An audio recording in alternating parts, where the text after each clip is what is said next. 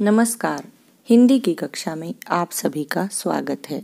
प्यारे बच्चों, आज हम सुमित्रा नंदन पंत जी द्वारा रचित कविता ग्राम श्री के बारे में जानेंगे।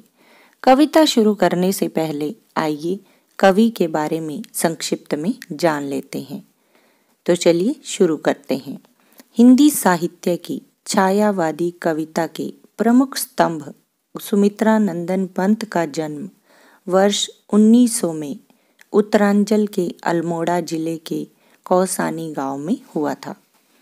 बनारस व इलाहाबाद से अपनी प्रारंभिक शिक्षा प्राप्त करने के बाद उन्होंने महात्मा गांधी के स्वतंत्रता आंदोलन में भाग लेने के दौरान कॉलेज छोड़ दिया। सुमित्रा नंदन पंत की रचनाएं हैं वीणा, ग्रंथि, गुंजन, ग्राम्या, पल्लव, युगांत, स्वर्ण किरण, स्वर्णधुली, लोकायतन, चितंबरा आदि। पंत जी कविताओं में प्रकृति व मनुष्य के विविध संबंध प्रकट करते हैं।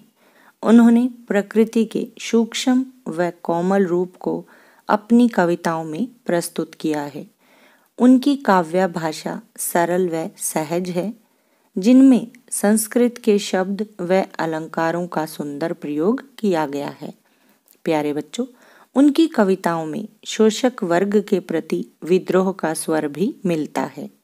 सुमित्रा नंदन पंत जी का निधन वर्ष 1977 में हुआ था। तो चलिए अब अपनी कविता शुरू करते हैं। फैली खेतों में दूर तलक मखमल की कोमल हरियाली, लिपटी जिसमें रवि की किरणें, चांदी की सी उजली जाली।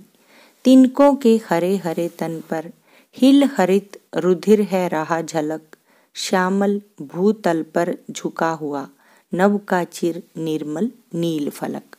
प्यारे बच्चों, तलक का अर्थ है तक, रवि का अर्थ है सूर्य, तन का अर्थ है शरीर, हरित का अर्थ है हरे भरे, रुधिर का अर्थ है रक्त, श्याम का अर्थ है गहरा हरा कुछ कुछ श्याम रंग का, भू का अर्थ है धरती, नभ का अर्थ है आकाश, चिर का अर्थ है लंबे समय से, नील नीला, फलक पर्दा या आकाश।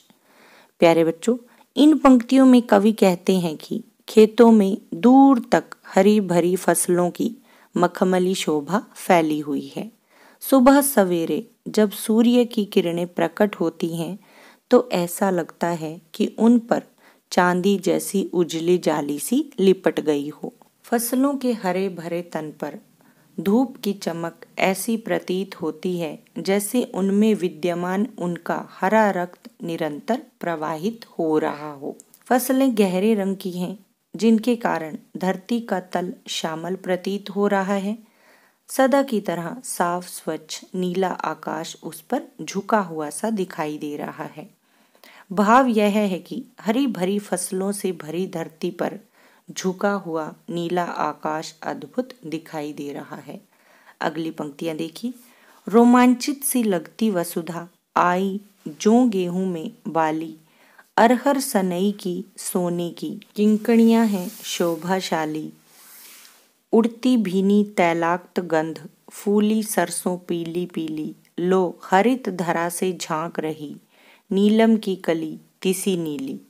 रोमांचित का अर्थ है प्रसन्न, वसुधा का अर्थ है धरती, सनई एक पौधा होता है जिससे रस्सियां बनाई जाती हैं, किंकणियां का अर्थ है कमर पर बांधने वाला घुंघरूदार गहना या करधनी, भीनी का अर्थ है भीगी हुई, तैलाक्त का अर्थ है तेल युक्त, हरित धरा यानी हरी धरती, तिसी का अर्थ है एक खाद्य पदार्थ के पौधे का फूल। प्यारे बच्चों, इन पंक्तियों में कवि कहते हैं कि गेहूं जौ की फसलों पर बालियां लग गई हैं, इसलिए सारी धरती रोमांचित सी प्रतीत होती है। अरहर और सनई पर सुनहरे रंग की बालियां लग गई हैं जो करधनी के समान शोभादायक प्रतीत होती हैं। सारे खेत में तेल की भीनी भीनी गंध फैली हुई है, पीली पीली सरसों सब तरफ फैली हुई है। कवि आश्चर्य में भरकर कहते हैं कि जरा देखो तो हरी भरी धरती पर अलसी के पौधों की नीली नीली कलियां भी झांकने लगी हैं। कहने का भाव यह है कि हरे भरे खेतों में नीले, पीले व सुनहरे रंग के फूल अपनी सुंदरता बिखेर रहे हैं। अगली पंक्तियां देखिए। रंग रंग के फूलों में रिलमिल हंस रही सखियां मटर खड़ी, मखमली पेटियों सी लटकी, छिमियां छिपाए बीज लड़ी, फिरती हैं रंग रंग की तितली, रंग रंग के फूलों पर सुंदर फूल फिरते हों फूल स्वयं उड़ उड़ वृंतों से वृंतों पर। रिलमिल का अर्थ है मिलजुल कर, छिमिया का अर्थ है फलियां, वृंत का अर्थ है डंठल। प्यारे बच्चों, इन पंक्तियों में कवि ने हरे भरे खेतों में मटर की बेलों पर लटकी फलियों और फूलों पर उड़ती रंग बिरंगी तितलियों की शोभा का वर्णन किया है। कवि कहते हैं कि मटर की बेलें तरह तरह के रंगों के फूलों से मिलकर हंसती मुस्कुराती हुई खड़ी हैं। उनकी हरी भरी फलियां अपने भीतर बीजों की लड़ियों को छिपाकर मखमल की पेटियों की भांति लटकी हुई हैं। खेत में चारों ओर रंग बिरंगे फूल खिले हैं। मटर के फूलों पर बैठती उड़ती रंग बिरंगी तितलियां जब एक फूल से दूसरे फूल पर जाती हैं तो ऐसा लगता है जैसे रंग बिरंगे फूल स्वयं उड़कर अपने वृंतों से दूसरे फूलों के वृंतों पर जाकर बैठ रहे हैं। अगली पंक्तियां देखिए। अब रजत स्वर्ण मंजरियों से लद गई आम्र तरु की डाली, झर रहे ढाक पीपल के दल, हो उठी कोकिला मतवाली, महके कटहल मुकुलित जामुन, जंगल में झर बेरी झूली, फूले आड़ू नींबू दाड़िम, आलू गोभी बैंगन मूली। रजत का अर्थ है चांदी, स्वर्ण का अर्थ है सोना, मंजरी का अर्थ है आम का बोर, आम्र का अर्थ है आम, झरना मतलब गिरना, दल का अर्थ है पत्ता, कोकिला यानी कोयल, मतवाली का अर्थ है मदहोश, मुकुलित का अर्थ है अधखिला, दाड़िम का अर्थ है अनार। प्यारे बच्चों, कवि ने इन पंक्तियों में धरती व प्रकृति के सौंदर्य का वर्णन करते हुए कहा है कि गांव की धरती केवल फसलों के सौंदर्य से मंडित नहीं है, अपितु बाग बगीचों में उगे आम के वृक्षों की डालियां भी, जो अब सोने और चांदी के समान आभा वाली मंजरियों से लद गई हैं। वसंत ऋतु के आगमन से ढाक और पीपल के पुराने पत्ते झड़ गए हैं ताकि उन पर नए पत्ते विकसित हो सकें। इस वातावरण में कोयल भी मतवाली सी होकर कूक उठी है। कटहल के वृक्ष फल आ जाने के कारण महक उठे हैं। जामुन के फूल अध खिले होने लगे हैं। जंगल में झरबेरी की झाड़ियों में बेरों के गुच्छे लटक रहे हैं। इन सब की भांति ही आड़ू, नींबू और अनार के पेड़ों में फल के पहले आने वाले फूल लग गए हैं। खेतों में आलू, गोभी, बैंगन, मूली की फसल भी तैयार हो गई है। भाव यह है कि सारी प्रकृति तरह तरह के पेड़ पौधों की शोभा से भर उठी है। अगली पंक्तियां देखिए। पीले मीठे अमरूदों में अब लाल लाल चित्तियां पड़ी, पक गए सुनहले मधुर बेर, अमली से तरु की डाल जड़ी, लह लह पालक मह मह धनिया, लौकी और सेम फली फैली, मखमली टमाटर हुए लाल, मिर्चों की बड़ी हरी थैली। चित्तियों का अर्थ है निशान, मधुर बेर यानी मीठे बेर, अमली का अर्थ है आंवला, जड़ी यानी सुशोभित हो रही है, लह लह का अर्थ है लहलाना, मह मह का अर्थ है महकना। प्यारे बच्चों, इन पंक्तियों में कवि प्रकृति के सौंदर्य का वर्णन करते हुए कहते हैं कि पीले अमरूद अब मीठे और लाल निशानों से भर गए हैं, अर्थात पहले की अपेक्षा उनमें अधिक मिठास भर गई है। बेर पक गए हैं और मीठे और सुनहरे हो गए हैं। आंवले की डाल पर बहुत से फलों के गुच्छे लटक गए हैं। खेतों में कहीं हरी पालक लहला रही है तो कहीं धनिये के फूलों की खुशबू वातावरण में महक उठी है। लौकी और सेम की फलियां भी फैल गई हैं। टमाटर के फल हरे से लाल हो गए हैं, अर्थात पक गए हैं। अब वह मखमल की भांति प्रतीत हो रहे हैं। मिर्च के गुच्छों को देखकर ऐसा लगता है जैसे वह बड़ी हरी थैली के रूप में उग गए हैं। अगली पंक्तियां देखिए।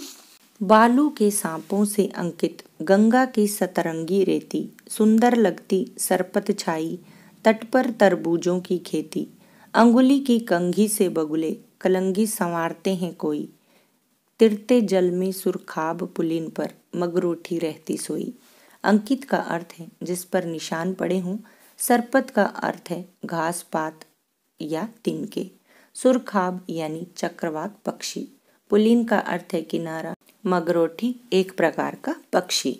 प्यारे बच्चों, कवि गंगा की रेत को देखकर कहते हैं कि गंगा तट की रेती जो सूर्य का प्रकाश पड़ने के कारण सतरंगी बनकर चमक रही है। रेत पर लहरों के जल से सांपों जैसे सुंदर लहरिया निशान बन गए हैं।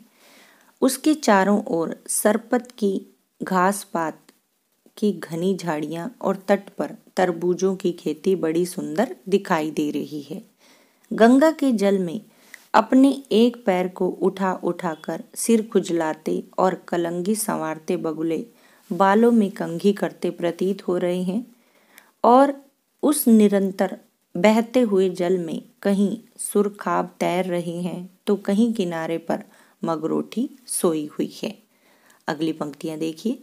हंसमुख हरियाली हिम आतप, सुख से अलसाए से सोए, भीगी अंधियाली में निशी की, तारक स्वप्नों में से खोए, मरकत डिब्बे सा खुला ग्राम जिस पर नीलम नभ आच्छादन, निरुपम हिमांत में सनिग्ध शांत, निज शोभा में हरता जनमन। हिम आतप का अर्थ है सर्दी की धूप, निशी का अर्थ है रात, तारक का अर्थ है तारे, मरकत यानी पन्ना नामक हरे रंग का रत्न, नीलम का अर्थ है नीले रंग का कीमती पत्थर, आच्छादन का अर्थ है छा जाना, निरुपम अद्भुत अनोखा, हिमांत का अर्थ है सर्दी की समाप्ति, स्निग्ध का अर्थ है कोमल और हरना का मतलब होता है छीन लेना। प्यारे बच्चों, कवि कहते हैं कि ऐसा प्रतीत हो रहा है कि हरियाली सर्दी की धूप पड़ने पर हंस रही है तथा सर्दी की धूप और हरियाली आलस्य से युक्त होकर सो रहे हैं। ओस पड़ने के कारण रात भीग चुकी है। तारों की रोशनी फीकी पड़ने से प्रतीत होता है जैसे वह स्वप्न में खोए हुए हैं। सौंदर्य से पूर्ण गांव पन्ने के खुले डिब्बे जैसा दिखाई देता है। इस मरकत डिब्बे से गांव के ऊपर नीला आकाश ऐसे छाया हुआ है जैसे नीलम का आच्छादन हो, अर्थात नीलम का ढक्कन हो। प्यारे बच्चों, शीत ऋतु की समाप्ति पर सारा गांव अनुपम प्रतीत हो रहा है। वह कोमल, अति सुंदर और शांत है, जो अपनी अपार शोभा से हर मानव के हृदय को आकर्षित कर रहा है। भाव यह है कि शीत ऋतु की समाप्ति और वसंत के आगमन पर गांव की शोभा अद्भुत है। काव्य सौंदर्य देखिए। कवि ने इस कविता में गांव की शोभा का वर्णन करते हुए हरे भरे खेतों का सजीव चित्रण किया है। उपमा, रूपक, अनुप्रास, पुनरुक्ति प्रकाश और मानवीकरण अलंकार का प्रयोग सराहनीय है। गतिशील बिंब योजना अति स्वाभाविक रूप से की गई है। आज के लिए बस इतना ही। धन्यवाद।